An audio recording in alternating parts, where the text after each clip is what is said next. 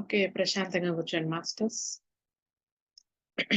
విశ్వశక్తికి, భూమాతకి, ప్రకృతి మాతకి, పంచభూతాలకి, పంచేంద్రియాలకి, నవగ్రహాలకి శతకోటి వందనాలు, శతకోటి కృతజ్ఞతలు. నా గురువులకి పత్రిజీ సార్‌కి, మణికంఠకి శతకోటి వందనాలు, శతకోటి కృతజ్ఞతలు. ధ్యానానికి కూర్చోండి మాస్టర్స్.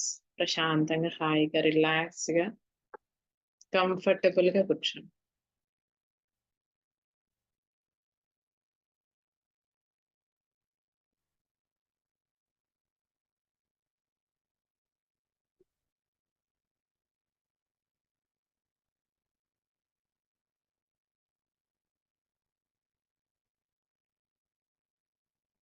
స్పెట్స్ ఉంటే పక్కన పెట్టండి మాస్టర్స్. కళ్ళు మూసుకోండి. ఏళ్ళల్లో ఏళ్ళు కలుపుకోండి. సుఖాసనంలో కూర్చోండి. హాయిగా రిలాక్స్‌గా కూర్చోండి. ప్రశాంతంగా కూర్చోండి.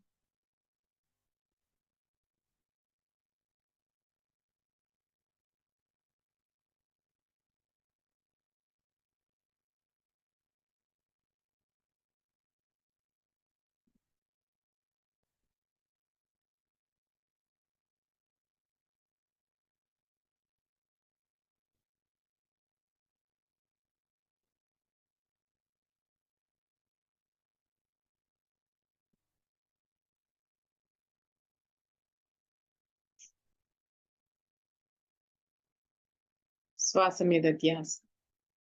లోపలికి వచ్చే శ్వాస, వెలుపలికి వెళ్ళే శ్వాస. శ్వాస మీద ధ్యాస.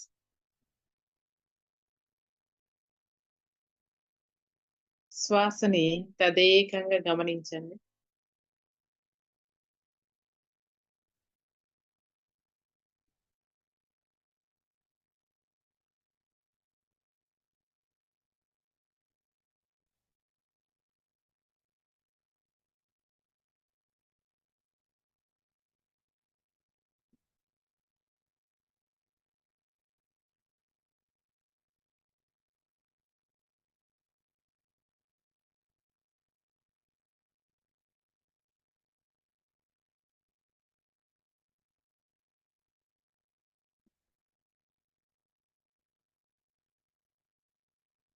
శ్వాసని గమనించే కొద్దీ మీ విశ్వశక్తి నుండి సహస్రారంలోకి కాంతి ప్రవేశిస్తుంది. గమనించండి.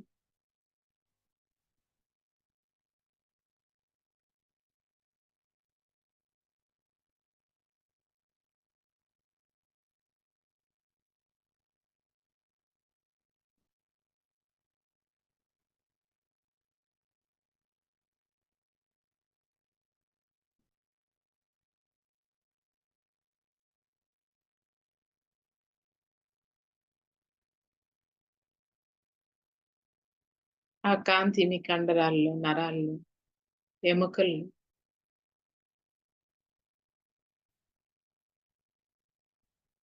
సెల్స్‌లో చేరి చాలా శక్తివంతంగా, దృఢంగా తయారవుతాయి మాస్టర్స్.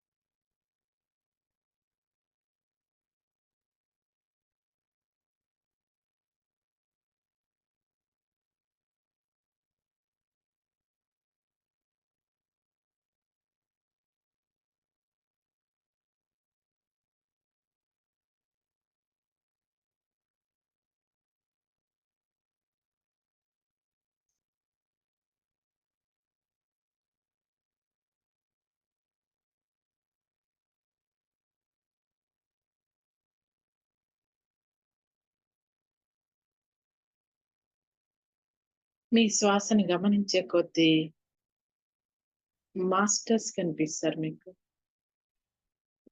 ఆ మాస్టర్స్‌ని ధ్యానంలో కూర్చోబెట్టండి. మీకేమన్నా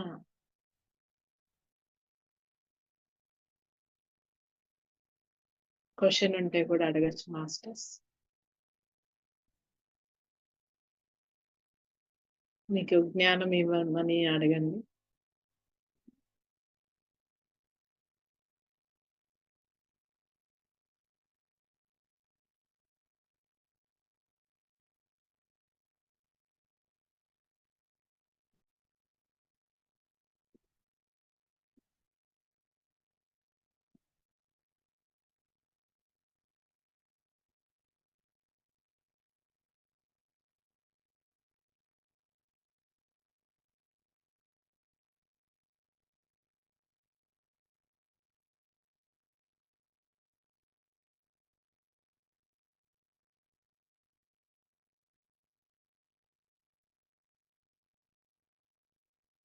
శ్వాసని తదేకంగా గమనించండి.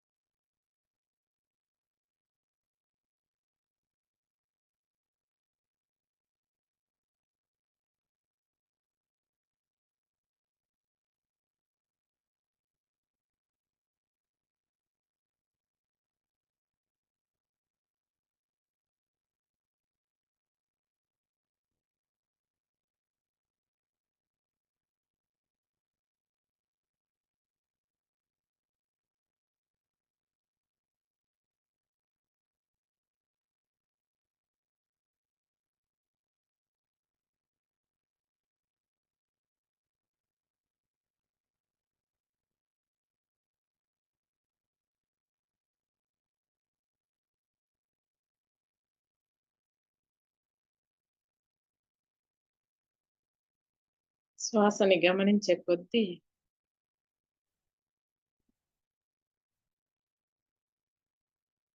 ఆ శ్వాస చిన్నగా చిన్న శ్వాసగా అయిపోతుంది. మీ శరీరంలోకి కలర్స్ ఒస్తాయి మాస్టర్స్. ఆ కలర్స్‌ని ఆహ్వానించండి.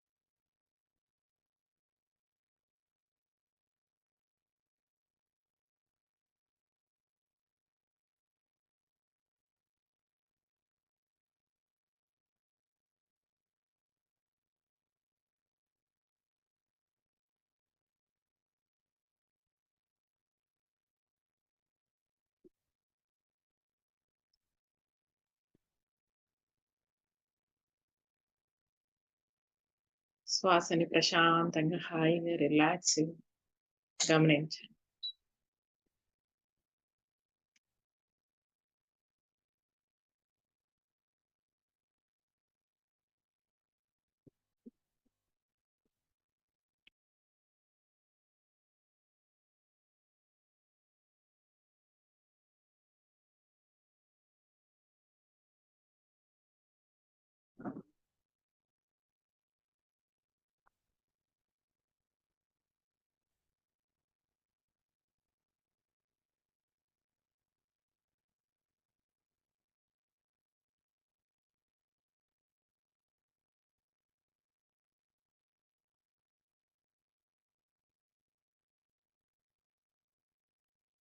Thirty seconds.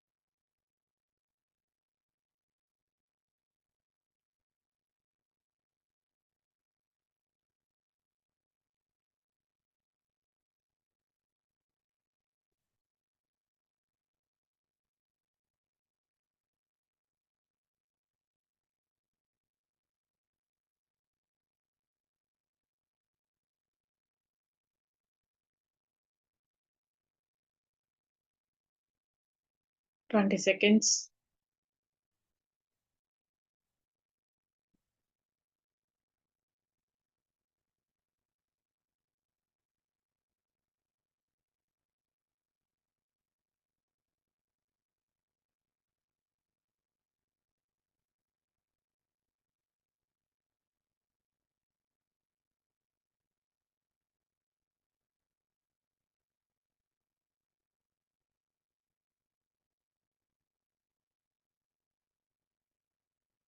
10 సెకండ్స్.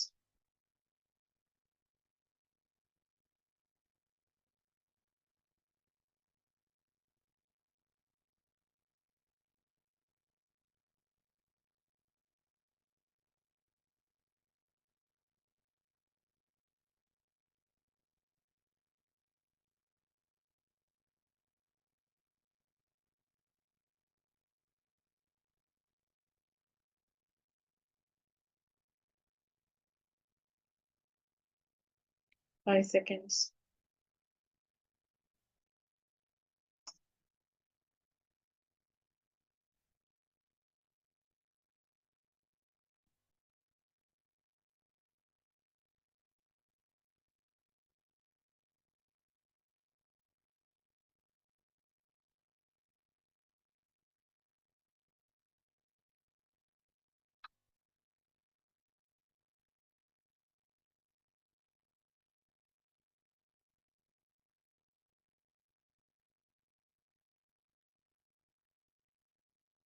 నెమ్మదిగా మీ చేతులు 2 కళ్ళ మీద పెట్టుకొని ప్రశాంతంగా కళ్ళు ఓపెన్ చేయండి మాస్టర్స్.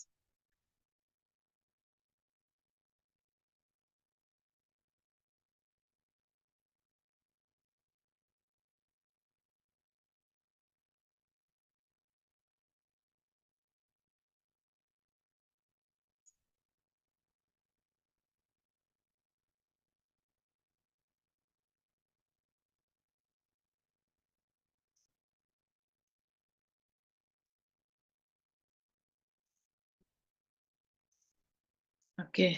ఈరోజు మాస్టర్ నానాజీ గారిది క్లాసు. ఆ మాస్టర్ ఏం చెప్తున్నారో చూద్దాం ఈరోజు. యాక్చువల్లీ ఏమంటే ఈ నానాజీ అంటే ఎవరండి? ఎవరు నాకు తెలియదు. ఆయన కూడా ఒక మాస్టర్. నేను కూడా కొత్తగానే వింటూ ఉన్నాను. చూద్దాం ఆయన ఏం చెప్తా అన్నాడు అనేది. నానాజీ మాస్టర్. ఈ మాస్టర్ ఈ మహాజ్ఞానంలో ఉన్న ఇన్ఫర్మేషన్ మొత్తం కూడా ఎందుకంటే మన లోపల ఆ జ్ఞానము ఉంటేనే మనం బుక్ రాయగలుగుతాం. లేకపోతే ఆ బుక్ రాసేదానికి ఛాన్స్ ఉండదు. ఎప్పుడు కూడా మనసులో ఉంటేనే మనం పైకి చెప్పగలుగుతాం కానీ మనసులో మన లోపల లేకపోతే మనం ఏ ఇన్ఫర్మేషన్ చెప్పలేం. అలాగా ఈ మహాజ్ఞానంలో బుక్ రాయబడింది అనంటే, ఆమెకి ఈ మాస్టర్స్ గురించి చెప్పారు కాబట్టే ఆమె రాయగలిగింది. లేకపోతే ఎలా రాయగలుగుతుంది? ఈ జ్ఞానం అంతా ఎలా రాయగలుగుతుంది? రాసే ఛాన్స్ లేదు. వాళ్ళని తెలుసుకొని రాసేదానికి గూడా ఛాన్స్ లేదు. ఆమెకి వీళ్ళందరూ వచ్చి చెప్పగలిగినారు కాబట్టే ఆమె ఈ మహాజ్ఞానం బుక్ రాయగలిగింది. ఓకే. నానాజీ. ఆధ్యాత్మికతలో సాహసాల వైపున ఎప్పుడైతే మనిషి ప్రయాణం ప్రారంభిస్తాడో, ఆ సమయంలో అతనికి భవిష్యత్తులో తనకేది ప్రాప్తం ఉన్నదో తెలీదు. అసలు ఆ మార్గంలో ఎలా వెళ్ళాలన్నది కూడా బొత్తిగా తెలీదు. నేను ఒక అమాయక బ్రాహ్మణుడిని. పేద మరాఠీ కుటుంబంలో పుట్టాను. మా వాళ్ళకి పూజలలో శ్రద్ధ మెండు. అంటే బ్రాహ్మణులు గాబట్టి ఎక్కువ పూజలు చేస్తూ ఉంటారనమాట. ఇంటిల్లిపాది నిత్యము దుర్గాదేవిని పూజించేవాళ్ళము. ఆమె మా ఇలవెల్పు. ప్రశాంతంగా బ్రతకాలి అనుకుంటే నిత్యము పూజలు, పారాయణాలు చేయమని మా పెద్దలు చెప్పారు. అంటే ప్రశాంతంగా బతకాలి అంటే పూజలు నిత్యం చేస్తూ ఉంటే అంటే దేవుడు ఆహ్, హ్మ్. లోనే మనం ఉండిపోయినామంటే ప్రశాంతంగా జీవించగలుగుతాము అనేది వాళ్ళ ఒక నమ్మకం అన్నమాట. తెలివితేటలు లేకపోవడం, అజ్ఞానం, పొట్ట పొడిస్తే అక్షరం రాకపోవడం, ఈ మూడింటి వల్ల మాకు ఇంకేమీ తెలుసుకునే అవకాశం లేకపోయింది. ఆయనకి పొట్ట పొడిస్తే ఒక అక్షముక్క రాదు. అందుకని ఇంకేం తెలుసుకోగలుగుతాడాయన? ఇంకేం తెలుసుకోలేక అవకాశం లేకపోయిందంట. మా పెద్దలు చెప్పిన దాన్ని మేము గుడ్డిగా అనుసరించేవాళ్ళం. అంతే ఇప్పుడంటే బుక్కులొచ్చేసాయి. ఎంతో జ్ఞానం వచ్చింది గాబట్టి, ఫోనొచ్చేసింది. అవన్నీ చూసుకుంటున్నాం కాబట్టి మనకి కూడా జ్ఞానం కలిగింది. లేకపోతే అంతకుముందు పెద్దోళ్ళు ఏం చెప్పారంటే అదే మనం గూడా ఫాలో అయిపోయేవాళ్ళం. అది చేయొద్దు అంటే చెయ్యమంతే. ఎందుకంటే అది చేయకూడదేమోలే అననేసి. ఇప్పుడట్లా కాదు. మనకి చెయ్యొచ్చా? చేయకూడదా? అనే ఒక జ్ఞానం వచ్చేసింది. అది కరెక్టా? కాదా? అననే జ్ఞానం వచ్చేసింది మనకి. అనుసరించేవాళ్ళం. కానీ నాకు చిన్నప్పటి నుంచి కూడా ప్రతీది తెలుసుకోవాలన్న ఆసక్తి చిన్న పిల్లలందరిలాగా నేను కూడా ప్రతి విషయానికి సంబంధించిన ప్రతి వివరం గురించి ప్రశ్నలు వేస్తుండేవాడిని. ఆయనకి చిన్నప్పటి నుండే తెలుసుకోవాలనే ఆసక్తి ఎక్కువుండేదంట. ప్రతి దానికి ప్రశ్నలు వేస్తుండేవాడంట. ప్రశ్నలు వేస్తూ ఉంటే జ్ఞానం అనేది పెరుగుతూ ఉంటుంది. ఆ క్వెషన్‌కి ఆన్సర్ ఏంది? ఈ క్వెషన్‌కి ఆన్సర్ చిన్న పిల్లలు చూడండి ఫోర్త్ ఇయర్, ఫోర్త్ ఇయర్‌లో నుంచే క్వెషన్‌లకి ఆన్సర్ అడుగుతూనే ఉంటారు. ఇదేమిటి? ఇది ఎందుకొచ్చింది? ఇది ఎలా వచ్చింది? ఏ విధంగా వచ్చింది? అని అడుగుతూనే ఉంటారు. అసలు ఈళ్ళెందుకు విసిగిస్తా ఉంటారు? కొంతమంది పెద్దోళ్ళేమంటారు, "రేయ్! పోరా నాయనా నన్ను విసిగిచ్చొద్దు" అననేసి అంటారు. కానీ కొంతమంది తల్లిదండ్రులు అంటే అర్థం చేసుకున్న వాళ్ళేం చేస్తారంటే ప్రతి క్వెషన్‌కి ఆన్సర్ ఇస్తారు. ఆన్సర్ ఇచ్చినప్పుడు ఏమవుతుందంటే వాళ్ళక్కడ మైండ్‌లో ఫుల్‌ఫిల్ అవుతారు. మనకు ఆన్సర్ వచ్చింది అననేసి. పోరా నాయనా నీ క్వెషన్‌లకి మేము ఆన్సర్ ఇవ్వలేము అననేసి అన్నారనుకో అక్కడ ఆగిపోతుంది వాళ్ళ ప్రయాణం అనేది ఆగిపోతుంది. అది. మా అమ్మ, నాన్న నేనే ఎ ఎదగా ఎదడిని అహా! ఎదడిగిన ఏదడిగినా సారీ మాస్టర్స్. మా అమ్మ, నాన్న నేను ఏదడిగినా ఎంతో ఓపికగా వివరించేవాళ్ళు. వాళ్ళు ఏమడిగినా గూడా ఎంతో ఓపికగా వివరించేవాళ్ళంట వాళ్ళ అమ్మ, నాన్న. కానీ దుర్గాదేవికి సంబంధించిన ఒక చిన్న వివరం మాత్రం వాళ్ళెప్పుడూ చెప్పేవాళ్ళు కాదు. నన్ను మందలించేవాళ్ళు. కానీ రకాల రకాల ప్రశ్నలు అడగవచ్చునట. మరికొన్ని రకాల ప్రశ్నలు అడగనే కూడదట. కానీ ఏదైతే నువ్వు అడగొద్దు అని అంటారో, మన మైండ్‌లో అదే అడుగు, అడుగు, అడుగు అని ఉంటది. కావాలంటే బాగా గుర్తుపెట్టుకో. బాగా చూడండి. మనకేదైతే వద్దు అని అనుకుంటామో దాన్నే కావాలి అనిపిస్తుంది. పక్కనోళ్ళు ఏదైనా పెడితే బాగున్ను, వాళ్ళే తింటా అన్నారు మనకు పెడితే బాగున్ను అని అనిపిస్తుంది. మన ఇంట్లో ఉన్నా గూడా మనకి నచ్చదు. వాళ్ళు పెడితే బాగున్ను అనిపిస్తుంది. అదంతే ఎందుకంటే మానవ నైజం అట్లాంటిది. తల్లిదండ్రులు ఎంత తమాషా మనుషులు కదా! ఇలాంటి వివరాలు వాళ్ళు పిల్లలతో చర్చించేటప్పుడు వాళ్ళ ఆధ్యాత్మిక జ్ఞానం ఏ పాటిదో తెలిసిపోతుంది. అంటే పిల్లలతో చర్చించేటప్పుడు ఆ తల్లిదండ్రులకి ఎంత ఆధ్యాత్మిక జ్ఞానం ఉన్నదో తెలిసిపోతుందంట. వాళ్ళ ఆధ్యాత్మిక జ్ఞానం ఏ పాటిది తెలిసిపోతుంది. ఇంకా మీ బిడ్డ అడిగే ప్రతి ప్రశ్నకి మీరు సమాధానం ఇవ్వాలన్న శ్రద్ధ మీకుంటే మీరు చేయవలసిందల్లా ఓర్పుగా ఆలోచించి జవాబు ఇవ్వటం. ఓర్పుగా ఆలోచించి ఆ క్వెషన్‌కి ఏంది సమాధానం అని ఆలోచించి ఆ సమాధానం ఇవ్వటం. మీ బిడ్డ అడిగిన ప్రశ్న గురించి మీరేమనుకుంటున్నారో వాడికి జాగ్రత్తగా చెప్పాలి. మీ బిడ్డ ఏ ఏ క్వెషన్ అడుగుతూ ఉన్నాడో ఆన్సరు జాగ్రత్తగా చెప్పాలి అనని ఆయన అంటూ ఉన్నారు. శ్రద్ధ మీకుంటే మీరు చేయవలసిందల్లా ఓర్పుగా ఆలోచించి జవాబు ఇవ్వటమే. మీ బిడ్డ అడిగిన ప్రశ్న గురించి మీరేమనుకుంటున్నారు వాడికి జాగ్రత్తగా చెప్పాలి. అలా చేయటం వల్ల ఆ బిడ్డకు మీరు పదును పెట్టడమే గాక మీకే మీకే తెలియకుండా నిద్రాణంగా ఉన్న ఏదో జ్ఞానాన్ని తట్టి లేపడానికి ప్రయత్నిస్తారు. అది. ఏందంటే ఒక్క నిమిషం మాస్టర్స్.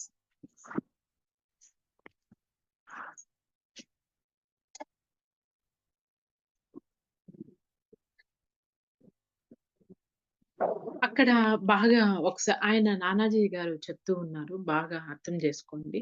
ఏం మాట చెప్పారంటే, మన తల్లిదండ్రులకి పిల్లలు క్వెషన్‌లేస్తూ ఉంటారు. ఆ క్వెషన్‌ని నువ్వు ఓపికగా, శ్రద్ధగా దానికి ఆన్సర్ ఏంది అని కనుక్కొని పిల్లలకి చెప్పినావంటే, ఆ పిల్లలు మనవల్ని ఆధ్యాత్మికంగా తట్టి లేపుతారు.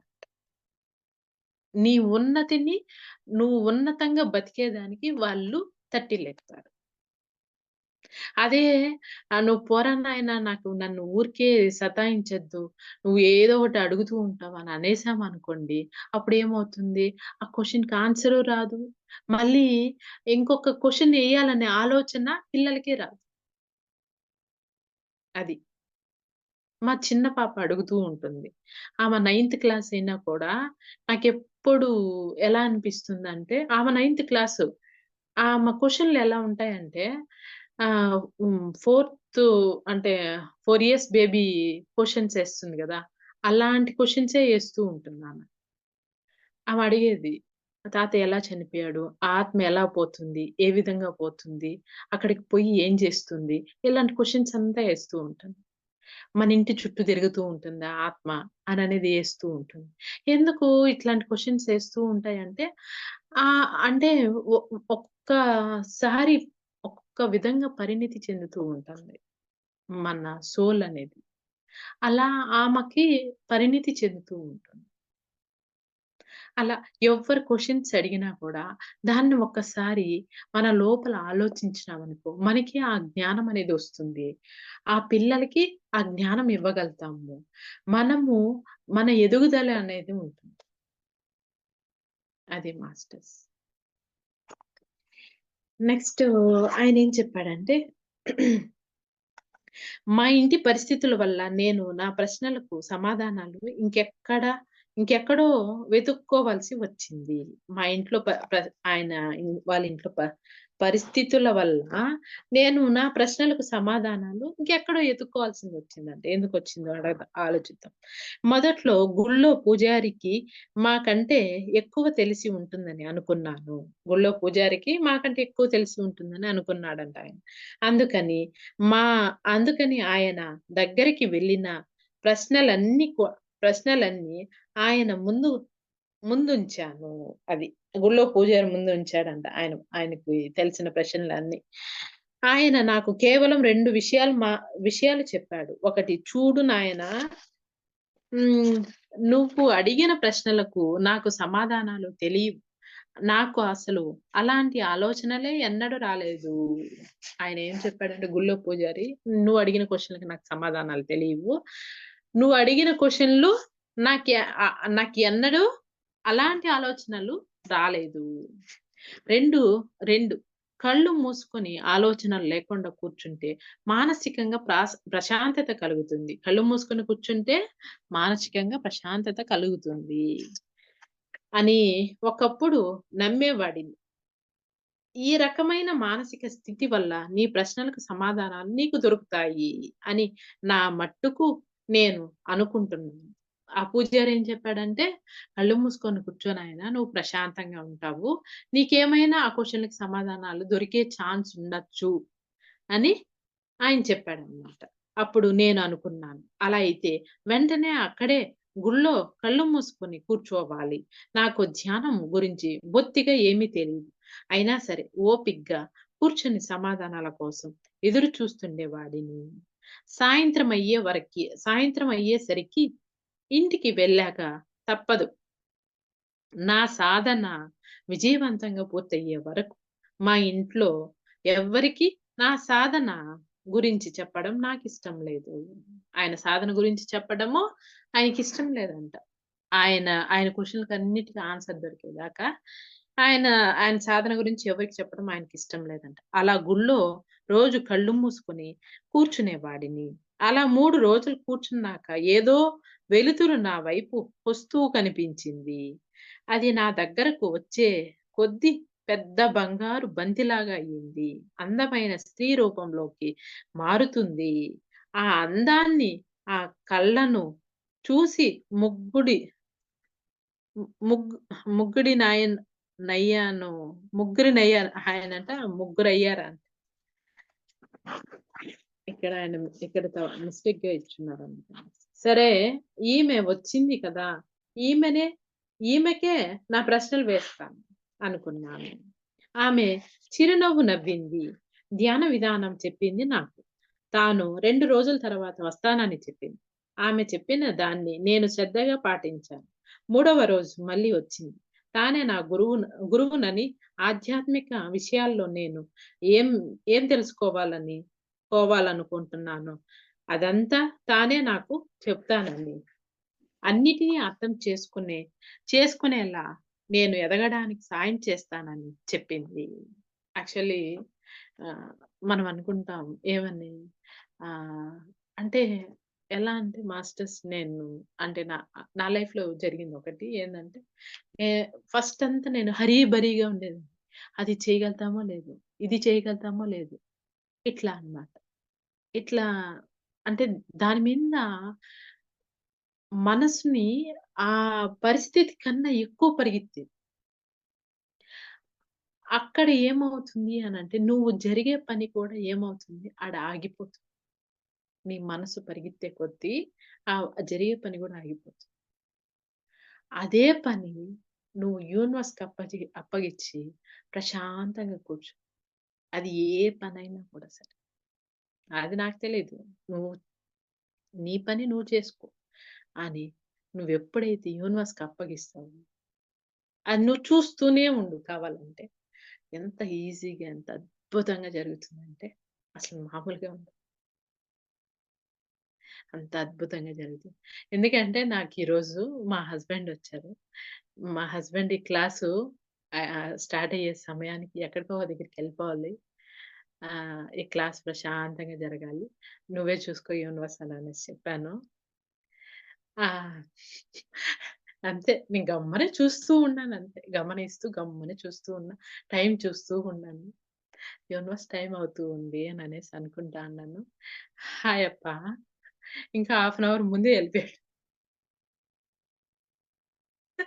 నాకు నాకు ఈరోజైతే నవ్వంటే నవ్వు కాదు. ఆనందం అంటే ఆనందం కాదు. అట్లా ఓపికగా, ప్రశాంతంగా కూర్చుంటే యూనివర్స్‌నే మనం కిందకి దించొచ్చు. అంత గట్స్ ఉన్నాయి మనకి. ఆ! ఓకే. అన్నిటిని అర్థం చేసుకునేలా నేను ఎదగడానికి సాయం చేస్తానని చెప్పింది. ఎవరు? ఆమె. ఆ గోల్డెన్ బంతిలో ఉన్నది గదా! ఆమె సహాయం చేస్తుందని చెప్పిందంట. అలా నేను ధ్యానం మొదలుపెట్టాను. నేను ధ్యానం పెట్టేటప్పటికి నా వయసు 11 ఏళ్ళు. 11 ఏళ్ళకే ఆయన ధ్యానం మొదలుపెట్టాడంట. 9 ఏళ్లలో ఆమె నన్ను మాస్టర్‌గా చేసింది. 9 ఏళ్లలో మాస్టర్‌గా చేసిందంట.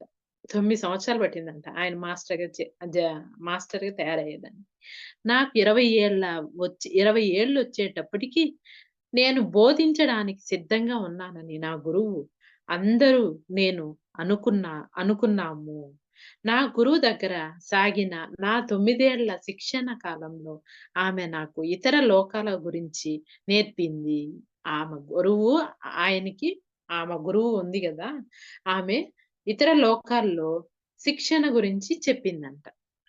నా గురువు అందరూ నేను అనుకున్నాము. నా గురువు దగ్గర సాగిన నా 9 ఏళ్ల శిక్షణ కాలంలో ఆమె నాకు ఇతర లోకాల గురించి నేర్పింది.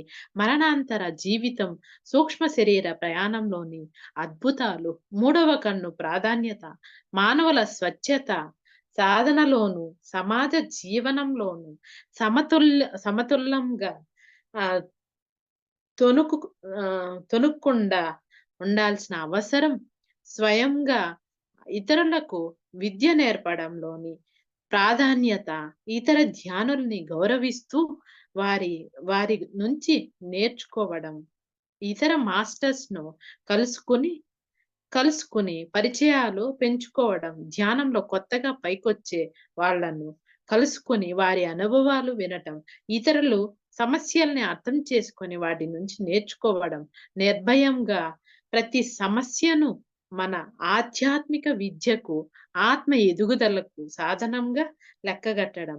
ఇవన్నీ నేర్పిందామె నాకు. ఆమె ఏమేమి నేర్పిందంటే సూక్ష్మ శరీర యానం. ఆ తర్వాతొచ్చి ఇతర ఇతర అంటే అక్కడ పైన లోకాల్లో ఎలా ఎలా చూడాలి? మరణించిన తర్వాత జీవితం ఎలా ఉంటుంది? ఇతరులతో మనం ధ్యానం అంటే ఎలా నేర్పించాలి? ఏ విధంగా నేర్పించాలి? ఒక గురువుతో ఎలా మనం మాట్లాడాలి? అని చాలా చాలా చాలా నేర్పిందంట. ఇతరుల సమస్యలను మనం వినినప్పుడు దాంట్లో ఏ జ్ఞానం ఉంది? మనం నేర్చుకోవాల్సిన జ్ఞానం ఏముంది? అనేది గూడా గమనించాలంట. చూడండి ఆయన ఎంత గొప్పగా చెప్పాడు చూడు. ఆ నేర్చుకునే దాన్ని మనం ఎలా అర్థం చేసుకోవాలనేది అది గూడా ఆమె నేర్పిందంట. ఇవన్నీ అనుభవాలు కూడా కలిగింది. ఇంకా ఎన్నెన్నో చేయించింది. వాటిల్ల చాలా వాటిని పైన చెప్పటం మరిచిపోయాను. ఆయన పైన చెప్పడం మర్చిపోయాడంట ఆయన. మీకు నేను ముఖ్యంగా చెప్పదలుచుకున్నది ధ్యాన ఫలితాల గురించి. నాకు నేను సహాయం చేసుకోవటమే కాదు, నాకు నేను సహాయం చేసుకోవటమే కాదు, మా కుటుంబ సభ్యులకు, సమాజంలో ఇతరులకు కూడా సహాయం చేయగలిగాను. వాళ్ళ కుటుంబ సభ్యులకు, సమాజంలో ఇతరులకు గూడా సహాయం చేయగలిగారంట ఆయన. అంతేకాదు మన సృష్టికర్త నాకు ఇచ్చిన అపురూపమైన బహుమతిలా కనిపించసాగింది.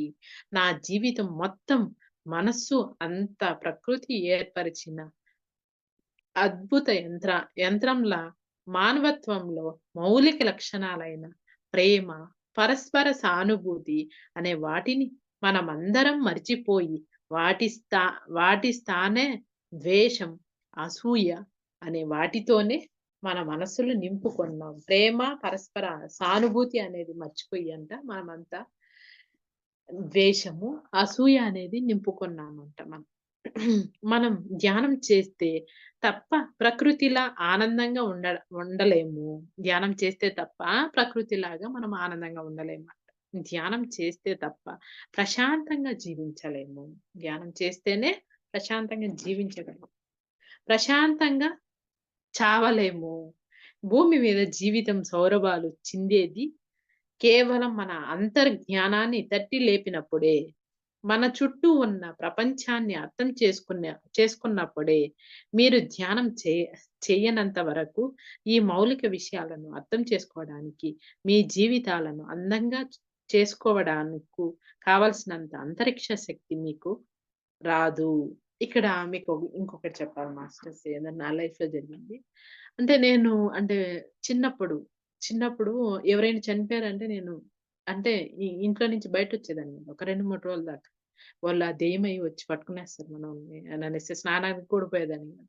మా అమ్మ ఎనకాలే ఉండేదాన్ని. చిన్నప్పుడే గాదు. నా పెళ్లయ్యేదాకా గూడా. నా పెళ్ళైనాక గూడా మా అమ్మ ఎనకాలే ఉండేది. ఎవరన్నా డప్పులు సౌండ్ వచ్చినాయంటే వాళ్ళు యాడ చచ్చిపోయి మనల్ని పట్టుకునేస్తారు అనేసి. అంత చాలా చాలా చాలా అన్నమాట. ఆయన చెప్తూ ఉన్నాడు చూడండి.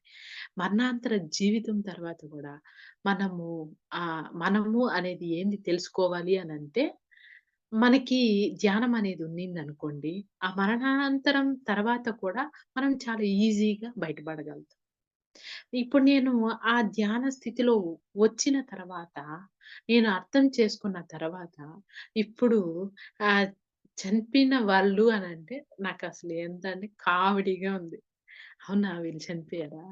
పోనీలే మంచిగా ఇంకో జన్మెత్తుకుంటారు. ప్రశాంతంగా ఈ అనారోగ్యాలంతా లేకుంటే ఇంకొక జన్మెత్తుకుంటారు.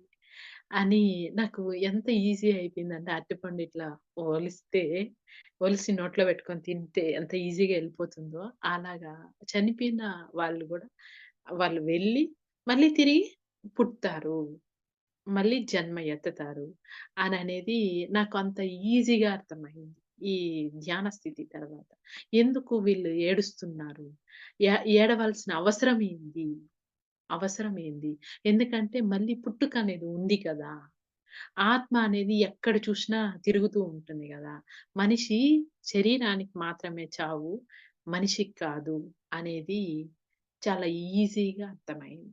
ఈ ధ్యానం తర్వాత. నా నా జీవితంలో నాకిప్పుడు ఎంత, ఎంత నవ్వుతానంటే అంత నవ్వుతాను. ఏడ్చే వాళ్ళని చూస్తే. అంతగా నవ్వుతాను. ఇంకా వాళ్ళు ఏమన్నా ఫీల్ అవుతారనేసి ఆహ్, గట్టిగా ఆపుతాను నవ్వుని. అంతేగాని చాలా అంటే చాలా నవ్వుతాను నేను. అంతగా నేను ఆ జ్ఞానాన్ని నేర్చుకున్నా నేను. ఆ ధ్యానం తర్వాత. ఏ పరిస్థితి వచ్చినా కూడా అంతేనా? ఈ పరిస్థితేనా? చాలా ఈజీగా మనం బయటొచ్చేయచ్చులే ఈ పరిస్థితి నుండి అనే ఒక ధైర్యాన్ని నేర్చుకున్నా. అది. దానికున్న శక్తి అట్లాంటిది. అది ఆయన చెప్తూ ఉన్నాడు. చూడండి మిత్రులారా, ఈ జీవితం మీరు ప్లాన్ చేసుకొని వచ్చింది.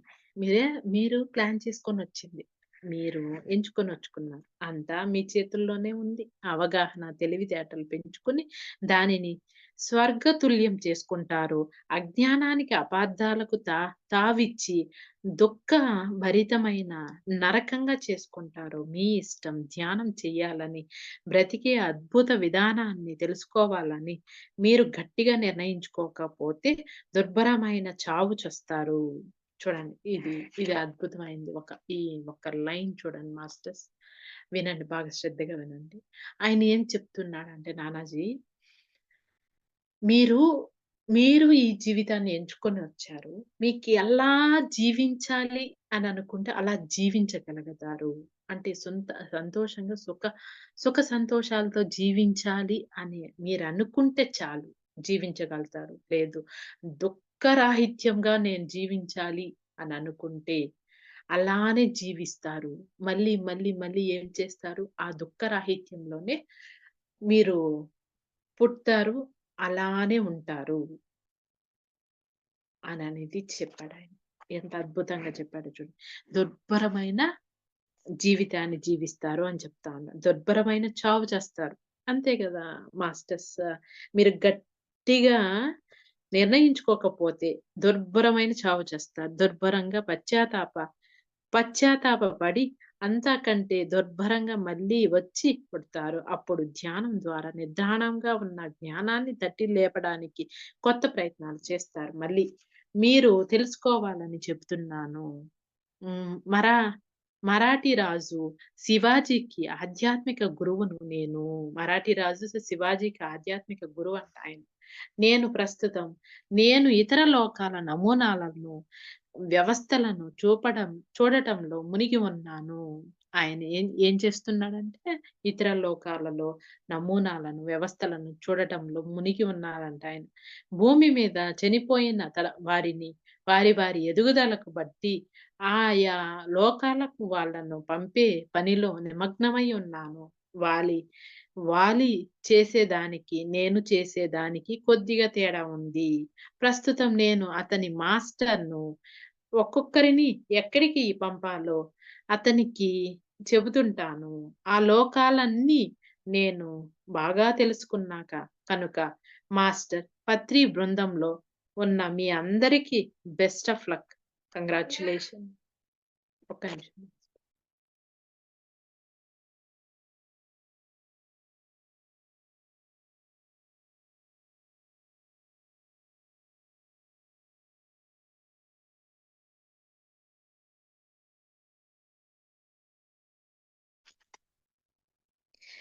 మాస్టర్ ప్రతి బృందంలో ఉన్న మీ అందరికీ బెస్ట్ ఆఫ్ లక్. కంగ్రాచ్యులేషన్. మీ మాస్టర్ పత్రి గారికి ప్రత్యేక శుభాకాంక్షలు. చాలా థ్యాంక్ యూ మాస్టర్స్. ఈయన చెప్పారు ఏందంటే మాస్టర్స్ మనము ఇక్కడే చాలా ప్రశాంతంగా, హ్యాపీగా తినేసి పడుకునేది, రిలాక్స్ అయ్యేది, వాకింగ్ చేసేది, ఫ్రెండ్స్‌తో మాట్లాడేది ఇవన్నీ ఉంటాయంట. పైన, పైన లోకాల్లో అసలు తీరికే ఉండదంట. క్షణం కూడా తీరికుండదు. రాత్రి, పగలు 2 ఒకటే అంట వాళ్ళకి. ఎప్పుడు అంట వీళ్ళకి ఎలా సహాయం చేయాలి? వాళ్ళకెలా సహాయం చేయాలి? వీళ్ళకి కళలు గూడా దానికి సంబంధించిన కళలు ఎలా తీసుకురావాలి? అననేది కూడా అంట. ఆ కళల్లో తీసుకొచ్చేది కూడా అంట ఆ మాస్టర్సే అంట. ఎప్పుడు వర్క్ ఉంటుందంట వాళ్ళకి. చేస్తూనే ఉంటారంట వాళ్ళు. మనమే అంట ఇక్కడ రిలాక్స్‌గా ఉండేది. ఎలా ఒక బుక్ చదివాను నేను. వేరే ఒక బుక్కు. ఆ బుక్కులో నేను ఆహ్, ఒక న ఒక నలుగురు ఆడపిల్లలు చనిపోతారనమాట. చనిపోయి పైలోకానికెళ్ళిపోతే, వాళ్ళు అక్కడ ఎలా జరిగింది అననేది వాళ్ళు మళ్ళీ బతికి కిందకొస్తారనమాట. కిందకొచ్చినప్పుడు ఇక్కడుండే వాళ్ళకందరికి ఆ ఇన్ఫర్మేషన్ ఇస్తారు. ఎలా ఉంటుంది? ఏమి అనని. అలాగా మనం ఇక్కడ ఉన్నంత టైంలో మనము మరణాంతర జీవితం కాకముందే ఆ ధ్యాన స్థితిలో, ఆనంద స్థితిలో అన్ని అనుభూతి చెంది, అనుభవించి పరి పరిపూర్ణులుగా మనం తయారయ్యి జీవితాన్ని అద్భుతంగా జీవిస్తూ హ్యాపీగా వెళ్ళిపోవాలి. అది. ఓకే. నానాజీ మాస్టరు అసలు అద్భుతంగా చెప్పారు. చాలా, చాలా అద్భుతంగా చెప్పారు. ఇంకా ఆయన చెప్తూ ఉన్నారు గదా! మన జీవితము మనకి మనం తెచ్చుకున్నది. ఎంచుకొని మనం తెచ్చుకున్నాం. ఎలా కావాలంటే ఆనందంగా జీవించాలంటే జీవించగలుగుతాము. లేదా ఆహ్, బాధపడుతూ జీవించాలంటే జీవించగలుగుతాం. సేమ్ ఇప్పుడు నువ్వు బాధపడుతూ చనిపోయావంటే మళ్ళీ ఏం చేస్తావు? అదే బాధతోనే నువ్వు మళ్ళీ జన్మిస్తావు. అదే నువ్వు ఆనందంగా ధ్యానం చేస్తూ నువ్వు చనిపోయావు అనంటే, మళ్ళీ ఏం చేస్తావు? ఆనందంగా ఆ ధ్యాన జీవితాన్ని 10 మందికి పంచేదానికి నువ్వు మళ్ళీ జీవితాన్ని జీవిస్తావు. అది గుర్తుపెట్టుకోండి. నీ చేతిలోనే ఉంది. ఎవ్వరి చేతిలో లేదు. నీ చేతిలోనే ఉంది. నువ్వు ఎలా జీవించాలి? ఎలా బతకాలి? ఎలా ఉండాలి అననేది నీ చేతిలోనే ఉంది. నిర్ణయం నీది. అది నానాజీ చెప్పిన జ్ఞానము. ఆయన చూడండి ఆయనకి ఏమి చదువు లేకపోయినా, ఏమి లేకపోయినా ఆ గుడిలో ఆ పూజారి ఏం చెప్పాడు? ఆ పూజారి అడిగిన క్వెషన్‌లకన్నిటికి కూడా సమాధానం నా దగ్గర ఏమీ లేదు నాయనా. నువ్వు అటు పోయి కూర్చో.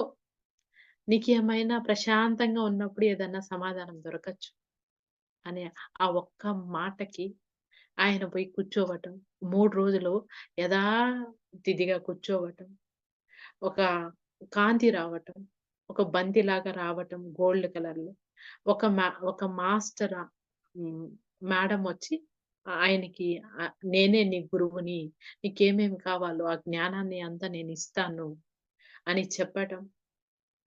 చూడండి ఎంత అద్భుతంగా ఉందో. అది ఆహ్, అని చెప్పటం అప్పటినుంచి ఆయనకి 9 ఇయర్స్ పాటు ఆమె ఆ జ్ఞానం బోధించటం. ఆయన చూడండి ఎన్ని రకాల జ్ఞానాన్ని నేర్చుకున్నాడో చూడండి అక్కడ.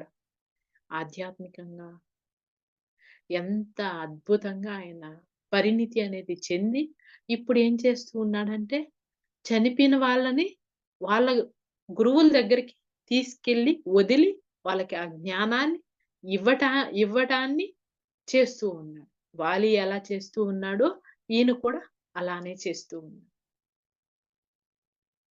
వాళ్ళు ఎలా అంటే ఇప్పుడు బా బా దుఃఖ భారంతో చనిపోయారనుకోండి, వాళ్ళు పైకి పోరు. అయ్యో! నా భార్య ఏడుస్తూ ఉంది. నా కొడుకు ఏడుస్తూ ఉన్నాడు. హ్మ్. నా బంధువులు ఏడుస్తూ ఉన్నారు. నేనెక్కడికి పోను. ఇదే నా ఇల్లు, ఇదే నా ఇల్లు అని ఉంటారు వాళ్ళు.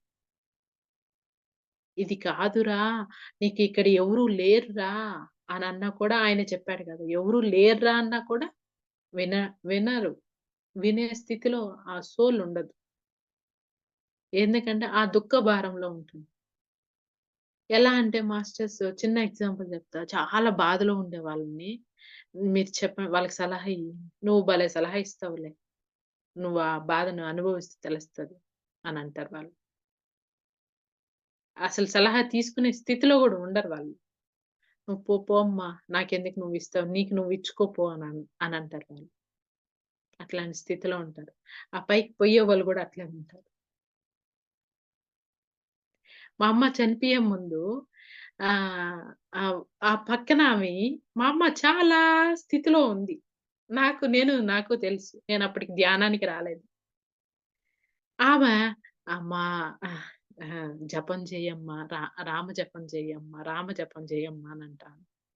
నాకు ఒళ్ళు కాలిందనమాట. మా అమ్మ అసలు ఈ ఎంత స్థితిలో ఉంది, రామ జపం చెయ్యాలా? నువ్వు పోతావా లేదా అని అడిగాను నేను ఫస్ట్. దెబ్బతో గూడా ఎళ్ళిపోయింది ఆమె మళ్ళా రాలేదు. అట్లా వాళ్ళు ఉన్న సిట్యుయేషను ఎలా ఉందంటే అలా ఉంటుందనమాట. అందుకనేసే ఇప్పుడు నీ జీవితాన్ని నువ్వు ఎలా మలుచుకోవాలో అలా మలుచుకొని ఆనందంగా జీవించాలా, బాధతో జీవించాలా. కానీ నీ లైఫ్‌లో నేను కోరుకునేది ఒక ఏజ్ అయినోళ్ళకి ఒక్క మాస్టర్‌కైనా ధ్యానం చెప్పండి. ఈ బుక్కు ఎంత అద్భుతంగా ఉందంటే అసలు మామూలు అద్భుతం గాదు. అంత అద్భుతంగా ఒక్కరికైనా చెప్తే నీ జీవితం చనిపోయే టైంలో మార్చుకునే స్థితిలో కూడా ఒక్కసారి క్షమాపణ చెప్పి అన్నిటిని క్లీన్ చేసుకొని ఎళ్ళిపోయినా కూడా ఆ క్షమాతత్వంతో మళ్ళీ పుట్టినా కూడా చాలు. వాళ్ళ జీవితం స్వర్గంగా ఉంటుంది. Thank you masters. నాకింత గొప్ప అవకాశం ఇచ్చిన దానికి. మీకేమైనా క్వెషన్స్ ఉంటే అడగొచ్చు. నానాజీ మాస్టర్స్ గురించి ఏమైనా క్వెషన్స్ ఉంటే అడగొచ్చు. మే మేడం చెప్పండి. మీరు పిల్లలు ఏమైనా క్వెషన్స్ అడిగినప్పుడు అది మీరు చెప్పాలని అంటున్నారు కదా! ఆ అవును. క్వెషన్‌కి మా దగ్గర ఆన్సర్ లేకపోతే ఎట్లా మేడం మరి చెప్పటం? అదే గదా! ఆయన చెప్తూ ఉన్నాడు. నువ్వు ఆన్సర్ లేకపోయినా కూడా నువ్వు తెలుసుకో. తెలుసుకొని చెప్పినావంటే ఆహ్, హ్మ్. ఆధ్యా పిల్లలు అడుగుతూ ఉన్నారు అనంటే నువ్వు ఆధ్యాత్మికంగా ఎదగటానికి మాత్రమే. హ్మ్. ఏదో జ్ఞానం ఇచ్చేదానికే పిల్లలు క్వెషన్‌లడుగుతారు. హ్మ్. ఊరికే అడగరు. అక్కడ నీ పరిణితి కోసము పిల్లలు క్వెషన్‌లడుగుతారు. హ్మ్. మా పాప ఎప్పుడు నన్ను క్వెషన్‌లడుగుతూనే ఉంటుంది. హ్మ్. ఎందుకు ఈమె క్వెషన్‌లడుగుతూ ఉంటదని నేను ఆమెను గమనిస్తూనే ఉంటాను నేనెప్పుడు కూడా. హ్మ్. ఓహ్! అక్కడ నేనేదో నేర్చుకునేదానికి ఉంటుంది. నా పరిణితి ఏదో ఉంది. అందుకే ఆమె క్వెషన్‌లడుగుతూ ఉంటుంది అననేది నాకు అర్థమవుతుంది. అది. నువ్వు తెలుసుకో. అక్కడ నువ్వు అదే ఆయన నానాజీ చెప్తూ ఉన్నాడు గదా! ఆయన చాలా క్వెషన్‌లు అడిగేవాళ్ళంట. వాళ్ళ అమ్మా, నాన్నని అడిగితే, వాళ్ళ అమ్మా, నాన్న కొన్ని క్వెషన్‌లకి మాత్రం సమాధానం చెప్పి, కొన్ని క్వెషన్‌లకి దాటేస్తాడంట ఆయన. దాటేస్తారంట హ్మ్. వాళ్ళ అమ్మా, నాన్న. కానీ ఆయనకి ఏందంటే, అవి తెలుసుకోవాలన్న ఆలోచన ఎక్కువుండేదంట. ఆ ఆలోచన హ్మ్. ఎక్కువున్నప్పుడు గుడిలో పూజారిని అడిగితే ఆయన పూజ చేస్తాడు గదా! పెద్ద పూజారి గదా! ఆయనకి అన్ని క్వెషన్‌లకి ఆన్సర్ తెలిసుంటది అని పూజారిని అడుగుతాడంట. నాకు నువ్వు అడిగిన క్వెషన్స్‌కి నాకేమి ఆన్సర్ తెలీదు. హ్మ్. నువ్వు గమ్మునే కూర్చో. కళ్ళు మూసుకొని కూర్చో. ప్రశాంతంగా ఉంటుంది. ఆ ప్రశాంతంగా ఉన్నప్పుడు నీకేమన్నా ఆన్సర్ వస్తుందేమో అని ఆయన చెప్తాడు. అప్పుడు ఆయన ప్రశాంతంగా 3 రోజుల పాటు కూర్చున్న తర్వాత ఇంట్లో వాళ్ళకి గూడా చెప్పలేదంట ఆయన. నేనిట్లా కూర్చుంటున్నాను. నాకిట్లా ఆన్సర్‌లు వస్తాయి అని ఏమీ చెప్పలేదంట. తెలుసుకున్న తర్వాత చేద్దాంలే అని గమ్మునే ఉండిపోయాడంట. ఆ తర్వాత ఏం చేశాడాయన, ఆ 3 రోజుల తర్వాత ఆ మాస్టరొచ్చింది మేడమ్. ఆ మేడము ఆయనకి క్వెషన్‌లకి సమాధానం ఇవ్వటం స్టార్ట్ చేసింది. అలా. మీకు ఆ క్వెషన్‌లకన్నిటికి ఆ క్వెషన్ ఏంది అనేది మీరు లోపల యేసుకొని ధ్యానంలో కూర్చున్నారంటే ఆ క్వెషన్‌కి ఆన్సర్ వస్తుంది. ఖచ్చితంగా వస్తుంది. ప్రతి క్వెషన్‌కి ఆన్సర్ మన లోపల ఉంది.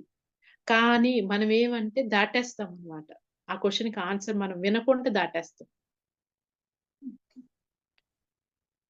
మన చుట్టూ కళ్ళు మూసుకున్నామనుకోండి, మన చుట్టూ ఉంటాయి అన్ని క్వెషన్‌లకి ఆన్సర్‌లు. కానీ వాటిని చూసే ఓపిక మనకుండదు అంతే. ఓపిక కావాలా కానీ అది మనకు కనిపిస్తా ఉన్నా గూడా అది ఎందుకు కనిపిస్తాందా? అది ఏమా అనే థాట్ గూడా మనకు రావాలా? హ్మ్. అది వచ్చినప్పుడు దాని ఆన్సర్ కరెక్ట్‌గా మనకు వస్తుంది. ఒక్కోసారి టీవీ చూస్తా ఉంటాము. టీవీ చూసేటప్పుడు కూడా మనకు ఇది మైండ్‌లోకొస్తుంది. ఈ ఈ క్వెషన్‌కి ఇది ఆన్సర్ గదా! అననే మాటగా మనకు అనిపిస్తుంది. ఒకసారి అవును. 2 మాటలు నాకట్లా అనిపించిందమ్మా. అవును. హ్మ్. అవును మేడం. ఎందుకంటే ప్రతి దాంట్లో మెసేజ్ అనేది ఉంటుంది మనకి. ఎ ఎవరు ఎందుకు మెసేజ్ ఇస్తున్నారనేది గూడా తెలిసిపోతుంది మనకి. ఏం మెసేజ్ ఇస్తున్నారనేది గూడా తెలిసిపోతుంది. ఒక్క నిమిషం అక్కడ ఆగి ఆ మెసేజ్ ఏందనేది గమనించాలి. గమనించినప్పుడు మనకు ఆన్సర్ తెలుస్తుంది.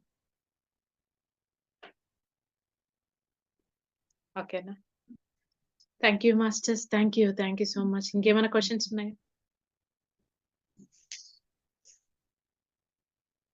ఓకే. Thank you masters.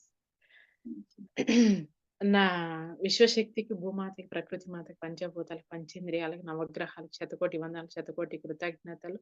నా గురువులకి పత్రిజీ సార్, మణికంఠ సార్ శతకోటి వందనాలు, శతకోటి కృతజ్ఞతలు. క్లాస్‌కి హాజరైన మాస్టర్స్‌కి, నాకింత గొప్ప అవకాశాన్ని ఇచ్చిన మాస్టర్స్‌కి శతకోటి వందనాలు, శతకోటి కృతజ్ఞతలు. Thank you masters. Thank you so much master. By master.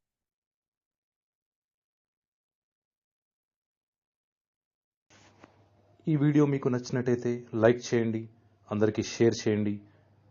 మరిన్ని వీడియోస్ కోసం ఈ ఛానల్ని సబ్స్క్రైబ్ చేసుకోండి. మరిన్ని అప్డేట్స్ కోసం బెల్ ఐకాన్ పై నొక్కండి. Thank you.